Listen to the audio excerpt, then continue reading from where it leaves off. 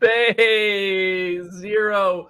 What If episodes 1 through 3 bonus episode starts right now. I'm Brandon Davis, joined on this holiday week by Jenna Anderson. Hey, everybody. We got Aaron Perrine. Happy holidays, folks. And coming to you from her very cool backdrop in Florida, Jamie Jirac. Merry Christmas from Sarasota. Oh, Sarasota. Very cool. We're all jealous. Everybody cried. Welcome to our What If bonus episodes. This is the first of 3. You will get one every 3 days now. Your little stocking stuffer in the form of Phase Zero. You're welcome. So this is, we're going to talk about what if Nebula joined the Nova Corps, what if the Avengers formed in 1988, and what if Happy Hogan saved Christmas. This is full spoilers.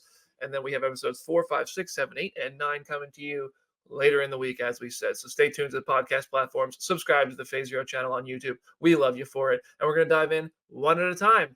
We're going to take a quick break between each episode. So it's a great opportunity to subscribe to the channel right there during the break, to share our show with your friend and have a cookie because it's Christmas. So episode 1, what if Nova joined the Nebula Corps? No, that's not the episode. That would be crazy, though. That's season 3. What if Nebula joined the Nova Corps? We can go around real quick before we do a breakdown. What did we all think of this episode? Jamie, you've seen this one more than once because we got to see it on a big screen. What'd you think?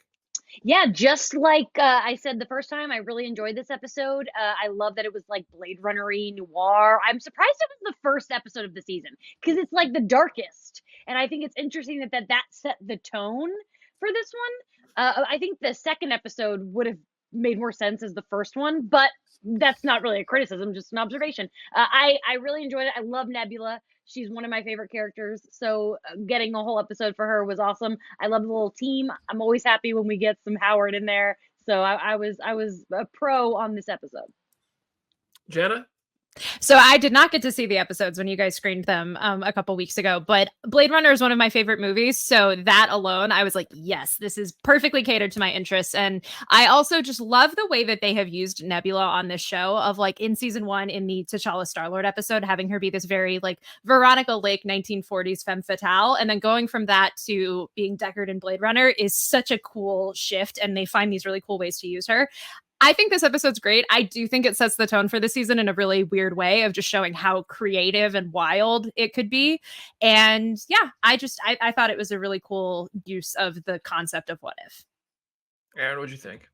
Well, I made an audible noise when the titles leaked on one of our episodes live. Oh, yeah. I was like, Brandon, oh my God. And I didn't get to say what it was, but I was like, oh boy, we're just going right off the deep end into BD's full interest here. I enjoyed this a lot. I don't know why our good friend Yondu can never survive in any of the universes. He's always something bad's got to happen. But they did solve it, and they did avenge him in their own way. So that was good. I really like the art direction on like is it Hala? Mm-hmm. Yeah. No, Xandar.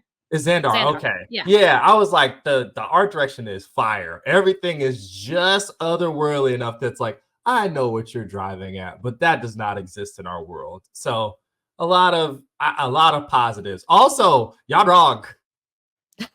Doesn't get to be in all stuff. I'm like, oh boy, lots of returns. Imagine that. Yeah. So yeah, I had a lot of fun. I could like tell it was Jude Law, but then I was like, is it actually Jude Law? I waited till the credits to actually believe it, that they got him back from Captain Marvel. Yeah, I think this episode's really fun, really cool. It's like, yes, it's fun, but it's not one that, like, fun isn't the word to describe it because it is very dark compared to the rest of Marvel stuff. It is very Blade Runner. It's Nebula's Blade Runner. I thought that was really cool. The time on Xandar, of course, I loved it. The Nova Corps. I thought, Nova Prime went bad pretty easy. I got questions for Nova Prime because what happened? This escalated so fast where she went to the dark side. Her and Peter Serafanowicz's Nova Corps member, what is his? Is he Ronan Day? Yes. Something like that. He, man, Nova Corps pretty corrupt. We got some corruption in the Force, and that was fun to see. But I was also like, it was that easy, huh? All they had to do was lose the light for a few days, and all of a sudden, Nebula's on the double cross the crossers. That's just seasonal defective disorder. I don't know what to tell you. It's because it wasn't Glenn Close. So it's like that. Glenn Close would never. I was really sad that, because I feel like Glenn Close would have done it, but they must have asked her, right?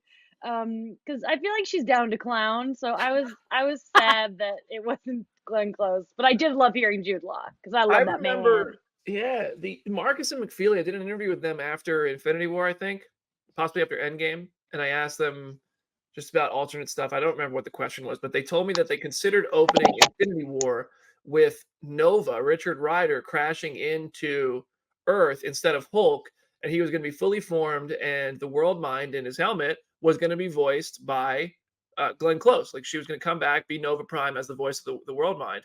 And I was like, that's cool. But then I guess, and I'm pretty sure a lot of this dialogue was recorded in 2020. That's my understanding. Is this was all recorded back to back, right straight through. So I was not too far off from Infinity War's production, but yeah, they found someone new for a lot of these characters. You do get something extra. Like it makes a big difference to have the actor who portrays the character in the MCU Sacred Timeline portray these. Like Karen Gillan portraying Nebula really makes the character in a big way. It's hard. Some of the characters, like Tony Stark later, they found someone very good to voice Tony Stark, but it's still not. There's times where you're like, oh yeah, that's not Chris Evans. It still works. It's whatever, but it's definitely enhanced when you have the person. Brady, let's talk about some specific points from this episode. I wrote down Nova Prime is up to no good so easily. Yanrog, definitely a villain. Nebula arrested him. So that's interesting. Nebula pointed out that she arrested him. So I wonder what had to go differently there for him to get arrested on Xandar or brought back to Xandar. And ultimately, this just goes to show, in my opinion, that Nebula is a character who was, without her abuser, will find family because she just wants to love and be loved. We found that in the Guardians movies. We found that in this. When Thanos goes away, she finds a family. In this episode, she found a family anyway. A band of unlikely misfit heroes, just like in Guardians of the Galaxy Volume 3 and 2. She wasn't really in the team in 1, but yeah. I love that this show is like there's going to be the hero walking shot. Yeah. In like every episode. And this one is what a silly group of people. Korg, Howard the Duck. Was Meek with them? Meek was in the episode. I don't remember. Was I there didn't like clock a blackjack Meek. dealer or something? Oh yeah. Yeah, Meek was cutting Wasn't- sushi. Groot was in it for Groot, a good yes, chunk. and yeah. that's Groot who never died. That's the Yeah. that would have been like that variant is Groot that never formed the cocoon to save everybody because Ronan's ship never crashed. Yeah, that was I still got his moment where he stuck his arm through all the bad guys and smashed them against the walls. I also saw the parallel when Nebula tried to save Nova Prime and said, "Take my hand." That felt like a straight callback to Guardians of the Galaxy 1 when Gamora tried to tell Nebula to take her hand, and Gamora would rather cut off her own hand and fall than join these people. But again, Thanos was still alive. She was always trying to get his approval and attention and all that. I agree with that. I also feel like it was a callback to Guardians 1 of the whole like Peter take my hand bit at the very end. So like immediately that's where my brain went, was that line of dialogue. But yeah, I like that they peppered that in. I had just watched Cliffhanger for the first time, so that's where my Mm. that movie's awesome, by the way. Just speaking of Die Hard in a thing, we'll get there. I thought it was hilarious how Howard the Duck only wanted to join because his liquor license was threatened. Mhm. And then Nebula's like, "It's called style. Get some." He's like, "I'm wearing a bandana." And there's some good, funny moments in this. It is just all around a very well done episode. These are I will poke little plot holes in some of these episodes just for the sake of it, whatever, just for conversation. Ronan was just standing there the whole time. I joke around that he has the same kind of wide torso that Kylo Ren does, and therefore you can't move that fast. So he's just sitting there, and that's why she turned bad too. So he was just hanging out, watching it all like unfold. I'm like, yeah, shouldn't he come down here and wreck shop when the plot is like dangling by a thread? I don't know. It's like an NPC in a video game that just has to stand there while like the main action is happening. I feel like that's just Ronan writ large. Like that shield closed around Xandar, and Ronan and his Dark Aster ship stood there and were like, "Hey, we'll wait. We'll wait. I mean, that's basically also what happened in Captain Marvel. All he does is just stand there and be like, "We'll deal with her later." And it's like, okay, yeah.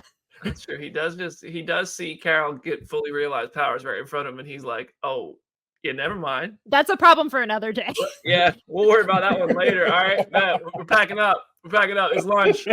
It's time. Everybody turn around. But they were just creeping on Xandar the whole time. Yeah, overall, good episode. This is not in my top 4 for the season either. And it's that just goes to show there are some really, really good episodes still to come. The next one specifically is one of my favorites. So unless we have something more to say about Nebula joining the Nova Corps, anybody got anything else they want to add?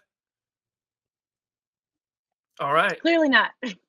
Silence. We're going to take a quick 1-minute break. When we come back, it's time to talk about what if the Avengers formed in 1988. See you in a moment.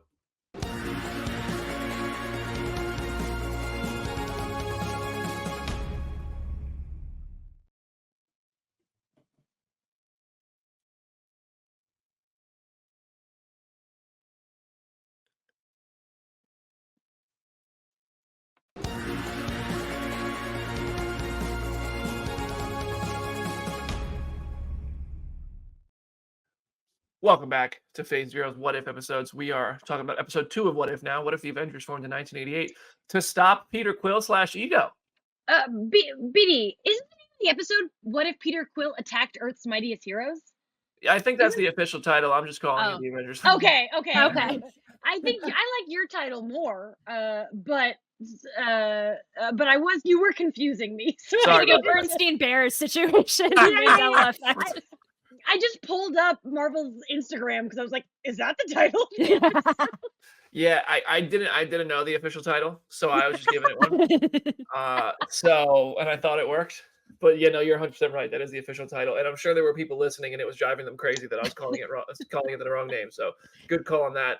It also it isn't like they fight Peter Quill. Peter Quill's not actually the bad guy here, right? Technically, yeah. It's one of those, happens a lot of things where it's like it starts out as the villain, and then it's like Ultron. It's like how Ultron worked. Wanda and Pietro started as the villain, and then by the end they were on the team. It's that kind of thing. That's true. All right, Jamie, you're on the big screen. What'd you think of this episode? This was my least favorite episode. Wow. It was okay. I think that the thing is, especially coming after the Nebula episode where it was like, we can get so weird with it. Things are getting crazy. And this was just, I thought, really kind of basic. I loved the voice cast. We got some great people in this episode. That was awesome. As we talked in our last bonus episode, I love a good cast. And so that was fine, but to me it was just, it was a step back in terms of creativity. And I didn't love it. I love cartoon Kurt Russell. Kurt Russell is, I think, genuinely one of the sexiest human beings that has ever lived, but in cartoon form, he's like so pretty. He looked like he was like in a 70s hair band, and that really, I enjoyed that.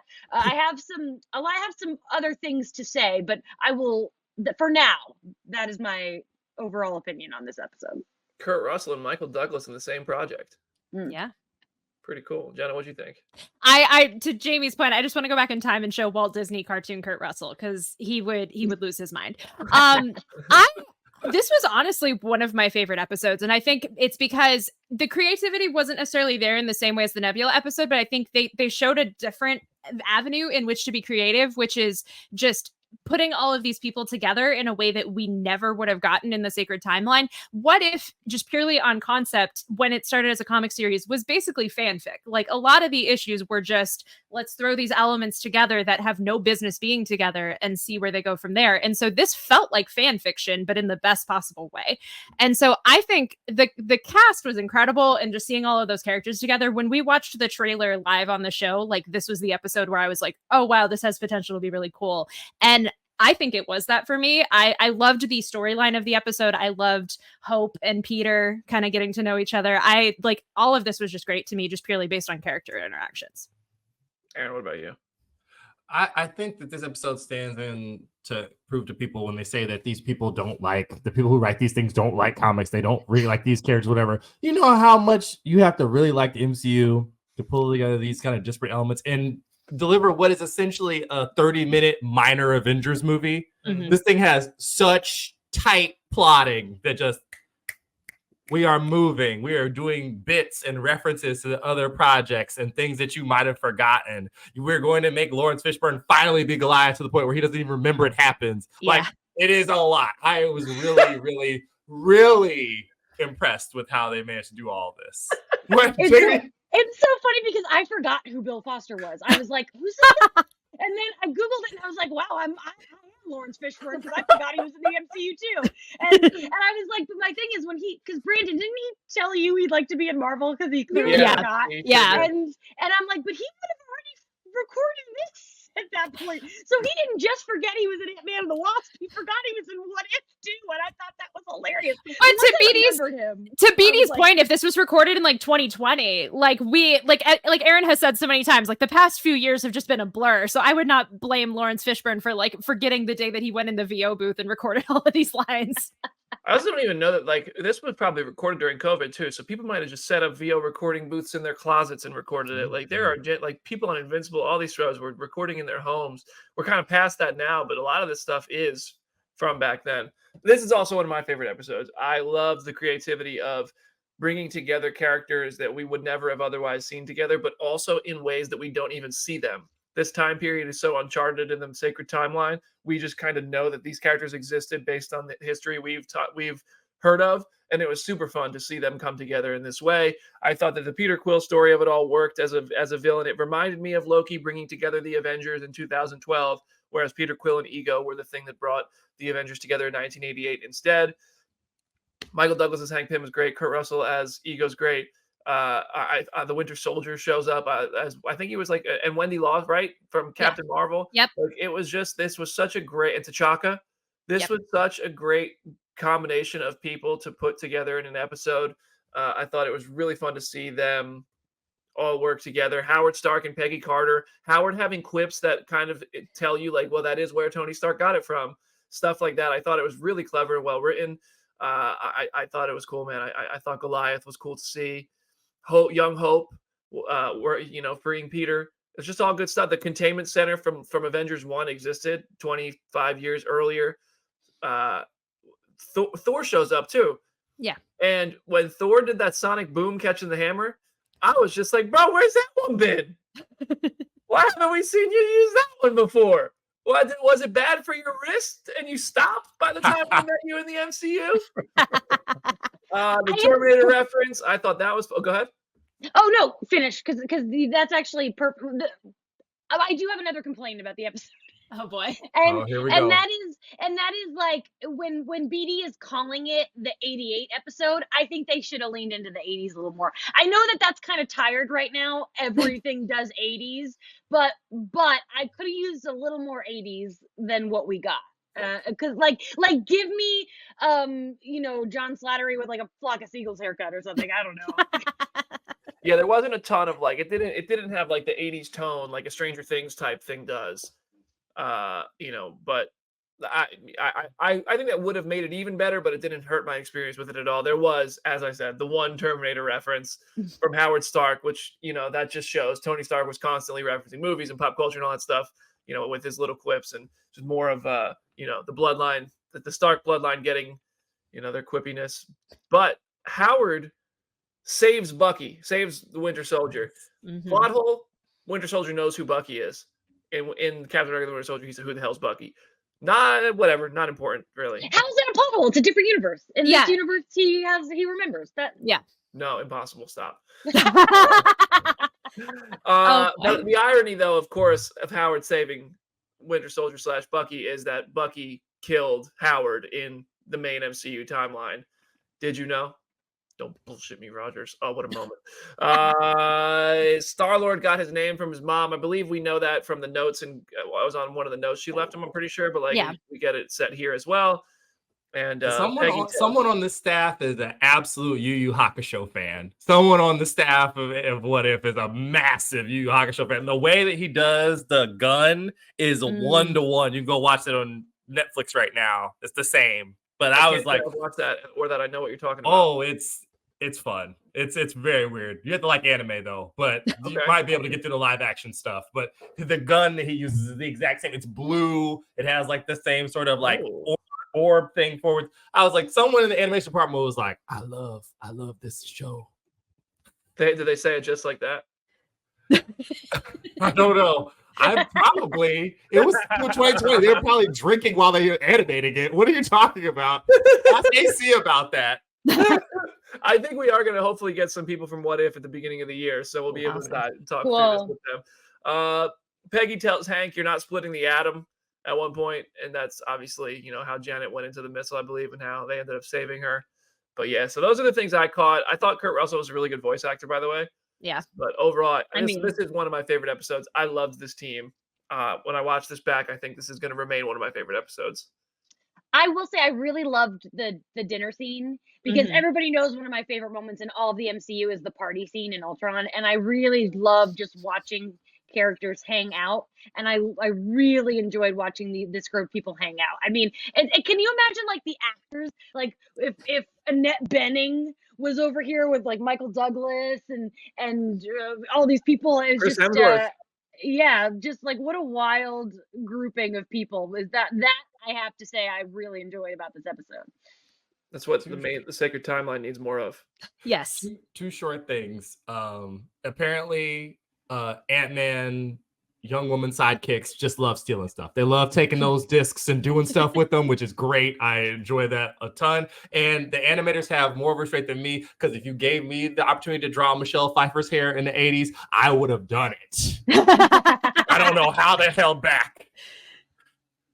I want to bring up we have another group shot of the whole team walking Oh, together. yeah. We're like, why is Hope there? Why are they bringing Hope on this? She's a child with 0 abilities. You're gonna get this child killed. She's gonna go the way of her mother. She was just moral support for Peter, like, and which I loved their dynamic so much because again, this is proof of concept for this entire show and this entire idea of like these are two characters who were in the final battle of Endgame and like never even interacted with each other, and to now have this universe where like as kids they had this like little moment is just so nice. But Does also Nick in this Fury have universe, both eyes in this universe? who? I don't know. Because they gave them the cat at the end of it. Oh, That bothers me. I'm like, you're Oh, giving no. away your I know. One, you're giving Goose away. 2, maybe warn them that Goose is not a cat and could eat your face. These kids will be all right. Maybe was it's just a Goose. cat. Maybe Goose is just a cat in this universe. I'm sorry, I'm not giving my precious cat away to some kid I just met. I don't care. I don't care how traumatized the child is. One That's other my cat. thing, not to give Jamie's criticisms of this fantastic episode too much credit, but the I love the moment where Hank and Peter jumped and they got they all that, but Peter, they landed on the ant and all that. Peter, how did Peter change size? I mean, they had him do that earlier when Hope helped him escape the prison. So they just have some sort of something that can just like magically do that. I don't know. If you're touching, it's sometimes when people have power is when they touch somebody else, like you Right, know, yeah. like so. It's just anything makes sense in the multiverse. Yeah. A hug It is is a what it type is. of jacket. That's not a big deal. I think this episode is fantastic. I think 3 out of 4 of us have great taste on this episode. I don't hate it. You didn't hate it, but you said it was your least favorite. So Yes, I think so. I have to think about. It's hard when you watch them all back to back. I might change my mind by the time we get to the next episode, but in this, my gut feeling right now is that it's my least favorite. But that doesn't mean I didn't like it. Ooh. You heard it here first, everybody. Jamie hated episode 2 of What If season 2. It's the worst piece of media she's ever seen, and there's never been anything. In the year of Quantum Mania, how dare you put that Yeah. on me? That's how it feels on social media. If you think something is just okay on social media, everybody's like, "Wow, you fucking hated this." Like, no, but I don't know, I'm just playing. I'm just playing with you. Yes. All right, we got one more episode to review. Episode 3, What If Happy Hogan Saved Christmas? And in just a moment, we'll be talking about it. See you in a moment.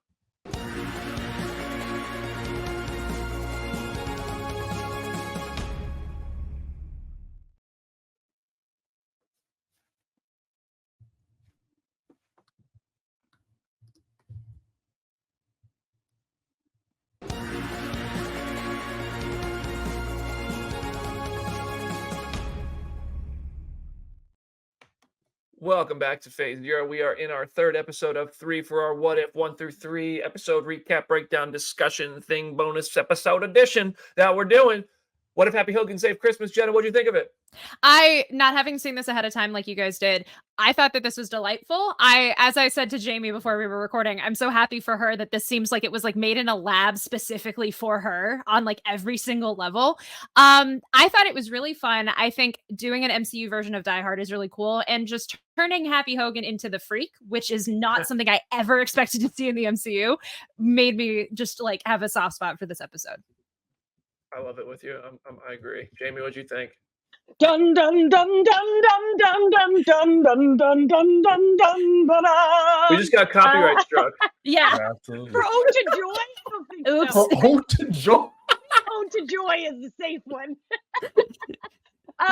Yeah, loved it. It's so funny because doing Die Hard is like so tired, right? Like Brooklyn Nine-Nine did it, the Harley Quinn cartoon did it, so many things do it, but I don't care. Die Hard is in my top 4 favorite films of all time. I love it deeply. I watch it more than most watch other movies. I don't just watch it at Christmas. I watch it every Valentine's Day. And I've got my Yippee-Ki-Yay candy heart tattoo. I love Die Hard so much. And so obviously I was living my best life watching this episode, which I love was also a Darcy heavy episode. Like the fact that it wasn't just Die Hard, it was also a ton of Darcy, a lot of good Darcy bits that I thoroughly enjoyed. But let's not bury the lead because my boy Justin Hammer's back. Santa Claus came back. And I wish we had the clip of me predicting it last year in our predictions episode, because that is all I wanted was more Sam Rockwell. And to me, this is a sign that we're getting him in Armor Wars, which does exist. I was so excited. And poor Aaron, anytime Aaron sees something with me, I'm smacking Aaron, and Aaron got a big old smack when Sam Rockwell's name came up in those credits. Oh, you saw it in the credits. Oh, okay. Yeah. Aaron, what'd you think? I was gonna do that like as like my thing of like, if you get to watch things with Jamie Drack, when she gets really excited, when there's something truly tremendous, you just get bang, bang, bang, bang. If you're watching live, Brandon is like hitting at the camera, and that's absolutely what happens. I love watching stuff with BD too. One day, me and Jenna, I don't know what you're gonna do. I'm gonna wear a helmet. Okay, I don't know what you're gonna do. I won't be as aggressive, I promise. Everybody is so excited about Marvel stuff. It was made to laugh for Jamie Drack. I did have fun, despite my subtle gritchiness that a lot of the commenters have caught up on. If you get me into something and it is Christmas themed and I enjoy it, you have done something really, really well. And this really did. Also, Red and Maria Hill, like much more pleasing than what happened to him. We're not going to talk about the rest of the year of Maria Hill. It was fine. Yeah, this was good. I was like, man, they brought out 3 really strong episodes to start us off. So yeah, I liked it. Maria Hill, I wonder if I'm pretty sure there was an article a while back that said Colby Smulders was doing one more project with Marvel. Oh, I feel like this might have been that project that was referenced. But yeah, I love this episode. Not only do I love everything you guys have shared that you love, also y'all know I just love spending time at Avengers Tower. That's my spot. If I'm booking a ticket to anywhere in the world, it's right there on the Quinjet pad.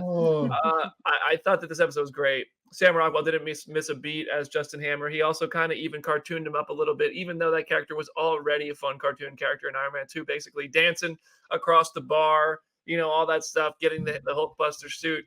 I just thought this episode was genuinely an instant Christmas classic. It is a ton of fun. It's silly. Happy Hogan was kind of terrifying when he became the big purple hulking guy. It's just a good episode. It's just all around Die Hard, but Marvel. There was in Happy Hogan's phone Easter eggs. All know I'm diving in. It doesn't matter what format it's in. Happy Hogan had Jay Lincoln in his phone, which made me think maybe it's Janice Lincoln, Beetle. I don't know. That's the only person I could think of upon a Google search. Otherwise, he had, Natasha Romanoff and T. Stark and, S. I'm pretty sure Stan Lee was in there too. Oh, was it? Probably, yeah. Nice. Good catch.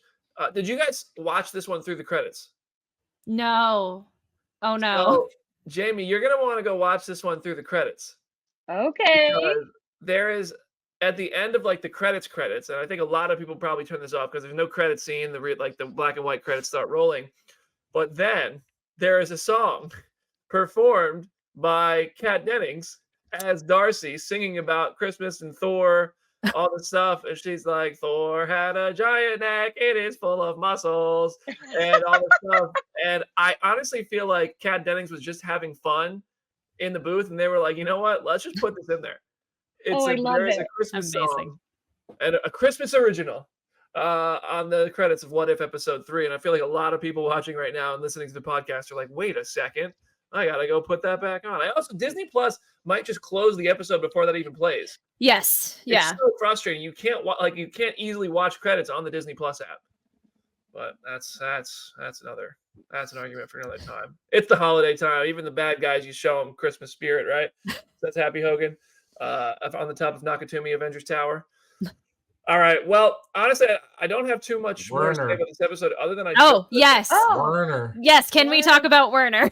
Oh yeah. Please. Oh my gosh, because the waiting through the credits, I was waiting with bated breath because I was like, Werner Herzog has done Disney Plus shows before. So I was like, is there a universe in which they convinced him not only to be in the MCU, but do Marvel animation in a Christmas episode? And no, it's not. It's Russ Marquand. But the brief 5 minutes where I believed that were utterly delightful because that has just been amazing.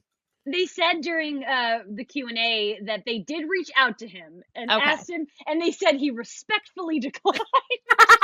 So I love it. They named it after him. Yeah, because it's so obvious. That's what they're homaging, and the implication that Tony Stark also, because Tony Stark had Edith 1.0 as one of the AIs in there too, so that had me think of the implications of did that man think he was about to die way sooner than he actually did if he already was coming up with his post-death AI? That is just crazy. Yeah, go on. I was about to say, someone with some editing skills, please go redub Far From Home with Werner Herzog in Tom Holland's ears the entire time. That would be great. Thank you. Also, because I did not watch that second trailer that Jamie had complained about there being a spoiler. And what was the spoiler? It was Sam Rockwell. Sam Rockwell. Oh, that's a bummer. They started to really just blast it out. That's a bummer. That's the kind of thing that I don't know. Why not keep that a surprise? Yeah. It's not I kept it secret from Tony because he loves Sam Rockwell just as much as I do, if not more. And I'm so excited for him to I want to get smacked. I want to see that joy on somebody else. So I hope that I think some people on Twitter said that I saved them from that spoiler. So I hope that was my gift to you. Oh, wow. The Christmas spirit. Yes. Speaking of Christmas spirit, it makes me so, because unlike Aaron, I love a good Christmas content, and I love how much we have now from the MCU.